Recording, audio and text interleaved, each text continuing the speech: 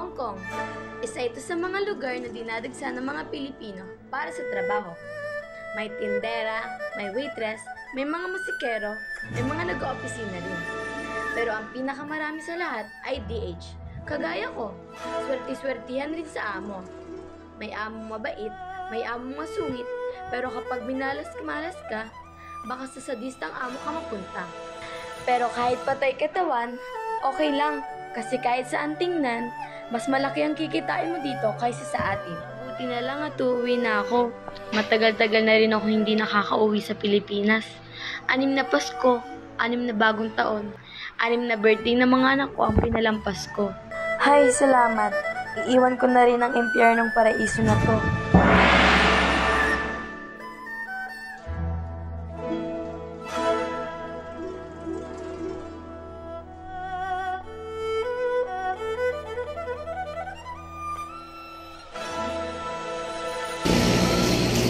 Josie! Talaga palagi na naman iwan. Talaga? Hindi mo ba naaamoy ang hangin Pilipinas? Ang bango-bango. Super sarap talaga. Tingnan mo, sinasalubong tayo ng mga bata. Sila talaga tayo, di ba? Di ba? Para tayo ang mga bayani ng bayan. Tama! Halika, tara na. Naku, Rosie, makalipa ko, inuwi mo na. Paano ba naman magtitinda pa ako? Aba, mukhang wala kang balak magpahinga. O talaga sobra ka. Ikaw, na? Nakala ba na kita magkalinda? Yan sa kaliwa ko. Ay, sorry. Gabi talaga, akala mo makatuloy. Dito na pala eh. Sino ba sundo mo? Susunduin ako ni Al. King! Al! Kamusta ka? Alam mo, miss na kita. Salamat sa Diyos at nakarating ka. Ito, pinabili sa akin. Salamat. Rocky, tawag mo si Al. Well lang po. Salamat. Si Rosie, yung madalas kumapwede sa sulat ko. O, paano? O sige, mauna na kayo. May sundo din ako. Sigurado ka, ha? Oo. Ingat, ha? Ingat. O, teka, tawagin mo ako, ha? Oo. Huwag mo ako lang yung number ko. Hindi, sige. Rosie! Arnel! Huwag kang mabuti. Si Norma. Ay, nasa bahay. Hindi ka. Yung mga bata, yung mga anak ko. Asko, Michael, anak. Ang laki-laki mo na. Hindi kita nakilala. Ang gwapo mo. Rosie, meron pa ba? Wala na, halika na. Oo nga pala, akin ang akin. Rosie, hindi na sumama si Carla kasi may exam sila ngayon. O sige, tara na, uwi na tayo. Uy, ate, puro t-shirt to ah. May magpasalamat kayo sa Tita Josie mo. Wala yan. Ito naman si Norma. Alam mo namang imitasyon lang yan. Mura-mura ko lang nakuha yan. Ron, Mark, magdala kayo nito. Uy, ano naman, di ba dyan naman alam ang hoko? Mga magaling mangopya. Ay nako, pag sulit ng mga anak ko, hindi nila alam itong peke. Oh, hayan. Uy, ate, madami pa ba to? Magbenta tayo ulit. Hay nako, marami tayong ibebenta ngayon. Hindi na puro t-shirt. Dun sa maleta, may mga presyo na yan.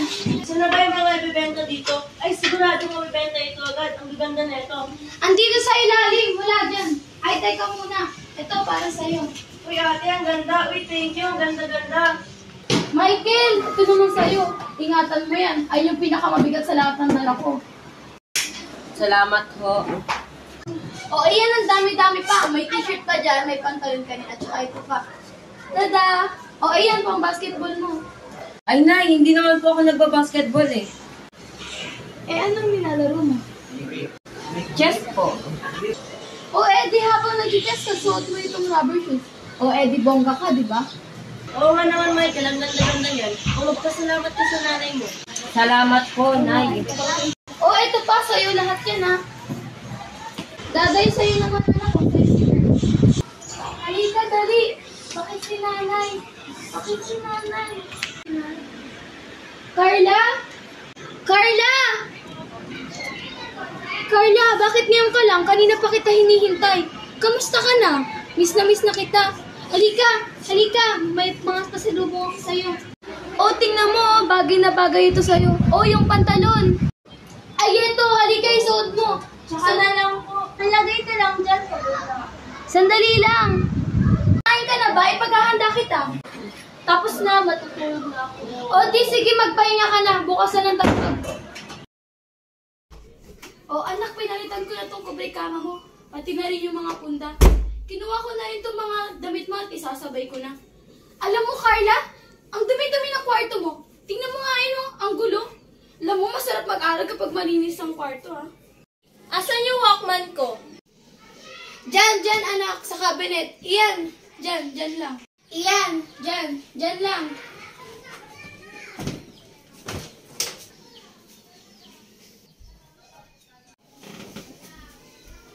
Laki mo na. Akalain ko ba lalaki ka ng ganyang kaganda? Kamusta ka na ba, anak? Kwentuhan mo naman ako. Tagal na natin hindi nagkwentuhan. Naalala mo ba nung bata ka? Diyos ko, Day, apakadaldal mo. Lahat na nangyayari sa'yo, alam ko. Pati panaginip mo nga, kinikwento mo sa akin, di ba? Ano bang gusto mong malaman? Ikaw, kamusta ang pag-aaral mo? May boyfriend ka na, no? Mabuti, pumapasa naman. Boyfriend, wala sa ngayon. Huwag ka muna magbo-boyfriend. Masyado ka pang bata. O ano yan? Kailan pa yan? Maganda ah. Di ba masakit yung pagbago? Hanggang kailan ka pa dito? Kailan na balik mo sa Hong Kong? Nakalimutan ko nga palang sabihin sa'yo. Hindi na ako babalik doon. Wala na akong balak umalis. Ano gagawin mo dito? Magnenegosyo kami ng Tita Ging at Tita Mercy mo. Matagal na namin plano yun. Ano? Di ka ba natutuwa? Mula ngayon, hindi na tayo magkakahiwalay. Hindi na, matutulog na ako. Maga pa ako bukas eh. Yung pinto pagkalabas mo.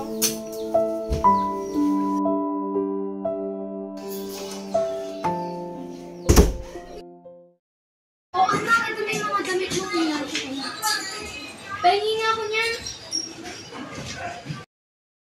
Nagulat ka, no? Ngayon mo lang kasi ako nakita ng nivelyo. Gawain ko to sa Hong Kong, lalo na ito. Wala kasing heater yung kwarto ko eh. Si Brian. Wala na kami. Ganun lang, hiniwalay mo. Oo, ganun lang. Boring eh. Bakit? Kapag mabait-bait ako, boring. Oo, pag sobrang pait, baka. Ang type mo pala may pagkarbarumbado. Pareho pala tayo. Kaya nga ako na-inlove sa tatay mo eh. Ang tatay, marumbado, ang hirap ata paniwalaan. Hay naku, wala kang alam. Nung binata pa ang tatay mo, naku, apakadaming bisyo nun. Alak, sigarilyo, sugal. Inaabot nga yun ng magdamag sa bilyaran eh. At saka pugod pa ng basagulero. Pero nung nakilala niya ako, nagbago siya. Di ko nga alam kung anong meron ako, napagbago ko siya eh. Kaya ba nung puminom siya, unti-unti nawala yung pagtingin mo sa kanya? Hindi kita maintindihan. Kaya nga nag-uproot ka, di ba? Para matakasan mo ang buhay mo kasama siya. Ano bang pinagsasabi mo? Alam mo, hindi totoo yan. Kaya ako umalis para sa kapakanan nyo. Para mabili mo lahat ng gusto mo na hindi maibigay sa'yo ni Itay. Para mabigyan kayo magkakapatid na magandang buhay. Bakit ba ako yung pinagbibintangan mo ah? Bakit ba simula nung dumating ako dito, sobra-sobra na ang galit mo sa akin? Ano ba kasalanan ko sa'yo? Sabihin mo nga, hindi yung puro ka na lang pasaring. Puro na lang pahangin na tingin mo sa akin. Diretsahin mo nga ako. Carla, sorry ko na siguro kita. Ikaw naman kasi. Carla, mag-usap naman tayo na maayos to. Sabihin mo na lahat ng gusto mong sabihin, pero wag lang, hindi ko minahalak ako mo. Kung mahal ko siya, hindi na magbabago yun. Kaya ba hindi ka bumalik na mamatay siya?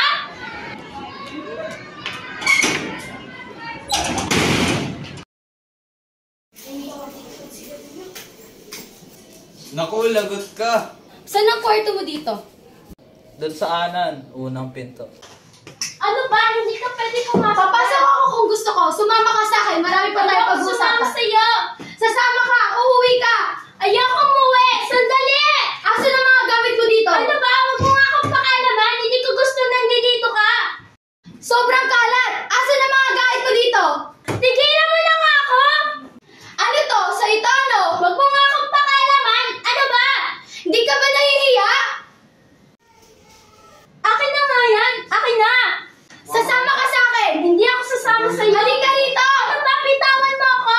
Hoy, kung may problema tayo, lutasin natin ang pamilya, ha? Hindi yung dadaanin mo ako sa paglalayas. Gusto ko lang sabihin sa'yo na hindi ako nagpakalipin sa ibang bansa para mauwi ang pamilya natin sa ganito. Hirap sa'yo at dami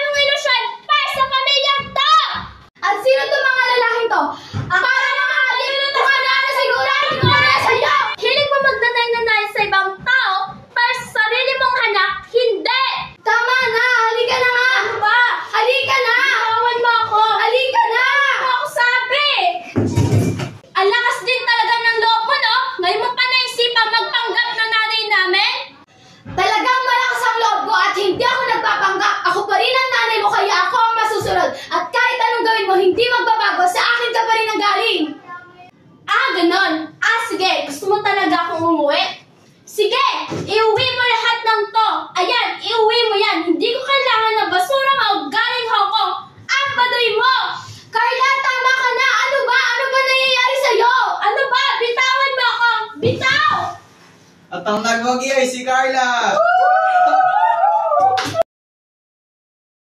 Kung ako ikaw, sinapak ko na yung anak mo. Eh di mas lalong nagwala yun. Anak mo, dapat kausapin mo muna lang masunod.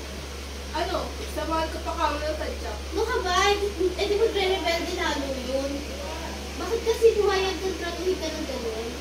Ewan ko, di ko alam. Siguro talaga nagigilty ako dahil lumaki silang wala ko. Dapat naman talaga nandito ako eh. Dapat di ko sila iniwan. Ano ka? Bakit? Nagpunta ka ba ng Hong Kong para may pang-shopping? Para magpasarap? Kaya ka umalis ay para rin sa kinabukasan nila. Bakit na gano'n? Pakiramdam ko nagkamali ako. Siguro dapat nanahimik na lang ako dito. Bahala na kung tumirik ang mata namin basta tababandayan ko lang sila at naaalagaan. Kung alam lang nila yung hirap na dinanas ko, kung anong klaseng impyerno ang buhay ko. Pero tiniis ko na lahat yun para sa kanila. Tapos ganito yung igaganti nila sa akin? Mali ba ako? Hindi ka mali. Yun na nga eh, kasi sa akin tama ako. At kung hindi ko naman yung gagawin, saan kami pupulutin? Wala akong ibang pagpipilian eh. Oo nga, ikaw na nga itong nagpapahirap sa kanila, no? Doon sila sa tatay nila umaasa. Yung tatay nila sinasamba nila ay wala namang pakinabang yun. Bakit ba kasi ayaw ko sabihin ko totoo? Ayoko masira yung pagtingin nila kay Rudy. Kaya okay lang na ikaw lagi lumalabas na kulang-kulang. Samantalang si Rudy palagi na lang tama. Patay na tama pa rin. Ay walang hiyang patay yan. Ano bang nangyayari sa atin mo, Michael? Sabihin mo nga. Saan ba tayo nagkamali? Ano pa ba yung pwede natin gawin? Nay, alam ko kung hindi ito ang tamang panahon para sabihin ito sa inyo, pero Nay, sulat po ito mula sa principal ng school ko. Nakasulat po dito na tinanggal na po ako sa scholarship. Diyos ko naman, Norma! Hindi naman kasi nag-iingat magmaneho yang si Arnel eh. Hindi biro ang 13,000 ha? Eh, ate, aksidente naman ang nangyari. Hindi sinasadya aksidente. Ang nadidisgrasya naman ay ang bangko ko. At saka bakit wala nag-warning sa akin na parang tubig na pala ang pera dito ngayon? Diyos ko, hawak-hawak mo pa lang ay nawawala na lang nang di mo namamalayan. Ilaw, tubig, pagkain, pambaon ng mga bata. Tapos doble pa yung binabayaran ko sa school.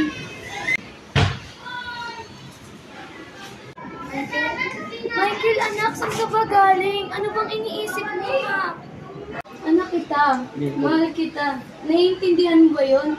Mahal na mahal kita. Nay, mahal na mahal ko po kayo. Nay, sorry.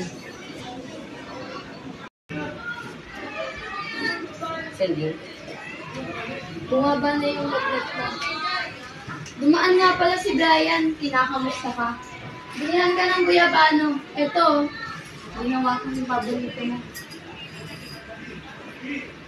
Sabi ng doktor na kunan ka. Hindi ko alam na buntis ka. Eh, ano bang alam nyo? Carla?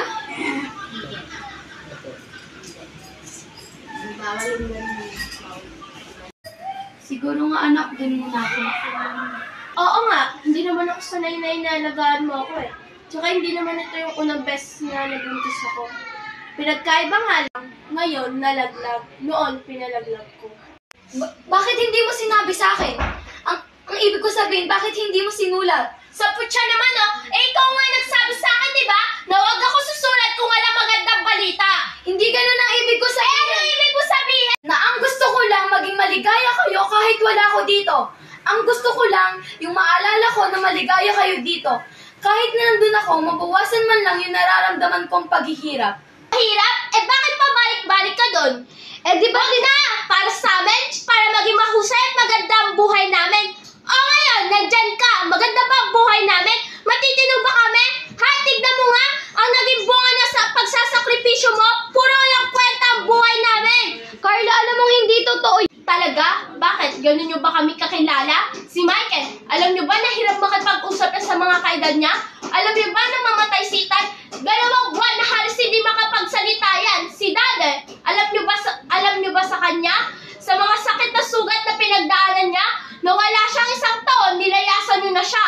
Ni hindi nyo nga narinig yung unang salitang binigas niyan? Kaya huwag na huwag mong sasabihin sa akin na alam mo kung ano ang totoo, hindi totoo para sa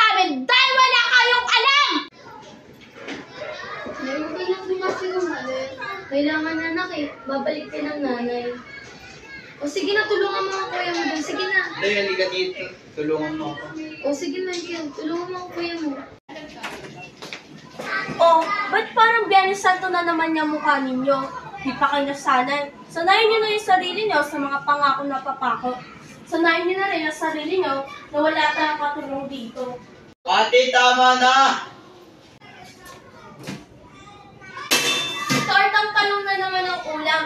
Hindi bale, pag nagpadala uli yan ng pera, marami na uli tayong ulam. Hindi lang ulam ha, t-shirt, pabango, bag, Ate, tama na nga yung sabi. Michael, tama na anak. Sige na, dali mo na si Daday sa kwarto. Daday, pasok na sa kwarto, sama na kay kuya. Pwede ba? Tigilan mo na nga ang kakatawag sa kanilang anak. Mamiss pa ni Daday yan eh, aalis ka rin naman. Ikaw lang naman yung hindi kumikilala sa akin bilang ina eh. Oh, 1, 2, 3, 6 na linggo. Tignan natin kung hindi si Tita Dharma naman maging nanay niya. Ano ba talaga ang gusto mo, Carla, ha? Di ba ito yung gusto mo? Pinagtutulakan mo akong umalis, di ba? Oh, at sana, huwag ka lang bumalik. Talagang bastos ka, ha? Ano? Lalayas ka na naman? Ha? Ano? Sige, lumayas ka, layas! Talagang lalayas ako. Oo, tuluyan mo sirain ang buhay mo! Magpakabuang ka sa mga bisyo mo! Magpakasawa ka sa mga lalaki mo! Oo, talagang gagawin ko yun. Sige, lumayas ka! Ate, Nay, tama na po. Magpabuntis ka! Tama na! Tingnan ko lang kung respetuhin ka ba ng anak mo kapag asin na lang ang ulam nyo at nagpapakaputa ka na para lang may maisaksak sa sikmura niya. Alam mo, nagpapasalamat ako sa Diyos at hindi isinilang ang dalawang bata na galing sa isang babaeng irresponsable at makasarili tulad mo! Kung magkakanak man ako, sisiguraduhin ko magkasama kami sa hirap at ginhawa. Hindi ko siya ipagpapalit ng dahil sa pera. Ang kapal na mukha mo! Ikaw ang sumira ng buhay mo! Wala kang utang na loob! Ang kapal na mukha mo! Kung ayaw mo sa akin, ayaw ko rin sa'yo! Sana hindi na lang ako naging ina mo at sana hindi rin kita naging anak. Ngayon, kung iniisip mo na hindi ako ang pinili mo bilang ina mo, sana maisip mo rin na hindi ito ang buhay na pinili ko para sa inyong mga anak ko. Kung iniisip mo na sana binalik kita sa tiyan ko, sana maisip mo rin kung ilang beses kong ginusto na hindi kayo ipanganak para hindi nyo maranasan ang hirap dito sa mundo. Pero nandito na ako. Nandyan kayo. At kahit nandito na ako, sa mang lupalop ng mundo, dito dala-dala ko ang obligasyon ko sa inyo na mabigyan kayo ng magandang buhay dahil magulang nyo ako.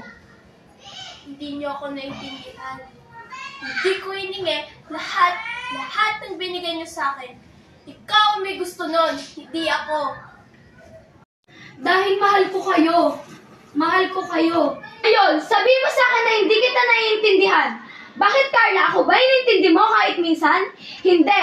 Dahil sarili mo lang ang iniintindi mo. Sana, kahit minsan binigyan mo ng halaga lahat ng paghihirap ko sa inyo. Lahat ng pagsasakripisyo ko sa inyo. Sana, tuwing umiinom ka ng alak habang hinihipak yung sigarilyo mo, habang nilulustay mo ang perang pinapadala ko, sana maisip mo kung ilang pagkain ang tinis kung hindi kainin makapagpadala lang ng malaking pera dito sa inyo. Sana habang nakahiga ka dyan sa kutsyon mo, natutulog, sana maisip mo rin kung ilang taon kong tiniis na matulog mag-isa habang nangungulila sa yakap ng mga mahal ko. Sana maisip mo kahit konti kung gaano kasakit sa akin na mag-alaga ng hindi ko kaano-ano samantalang kayong mga anak ko, hindi ko man lang kayo maalagaan. Alam mo ba kung gaano kasakit yon sa isang ina? Alam mo ba kung gaano kasakit yon? Kaya kung ayaw mo ko ituring bilang isang ina, respetuhin mo man lang ako bilang isang tao. Yun lang, Carla, yun lang.